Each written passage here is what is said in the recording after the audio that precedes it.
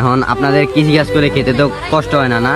কষ্ট তো হয়, কষ্ট হইলেও তো ইনশাল্লাহ আমরা কৃষক কাজ করতে হইব। আসসালামু আলাইকুম, hello WhatsApp guys, it's me Khalid, welcome to our new blog. তো আজকের ব্লগটা একটু আলাদা টাইপের। তো এখন ওই যে মুরব্বী একজন কাজ করতেছে, ওইদিকে যাই, চলেন দেখি। ওইদিকে মূলত এটা মনে হয় ফুলকপি ক্ষেত আর কি, মুরব্বী একজন করছেন। তো এখন এই যে চলে আইছি, কিছু প্রশ্ন জিজ্ঞাসা করব, দাদা উত্তর দিবে।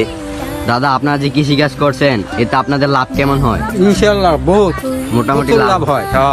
এখন আপনাদের কৃষি কাজ করে খেতে তো কষ্ট হয় না, না?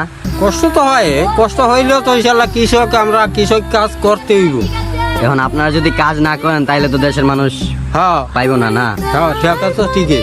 ঠিক। তো এখন আপনি এটা কি ক্ষেত করছেন? এটা হইলো কফি। ফুলকপি আছে, বাঁধাকপি আছে। এটাতে লাভ কেমন হবে? লাভ ভালো হবে ইনশাল্লাহ।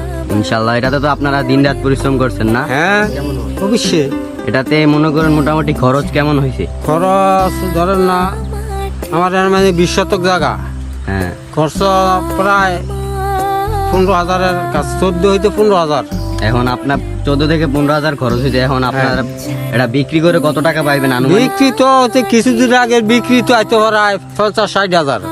অনেক একটু কমে গেছে, তরকারির দর, কবির দর কমে গেছে, আমার মনে হয় 20-30,000 আইতে পারে। আপনারা কৃষকরা তো দেশের গর্ব।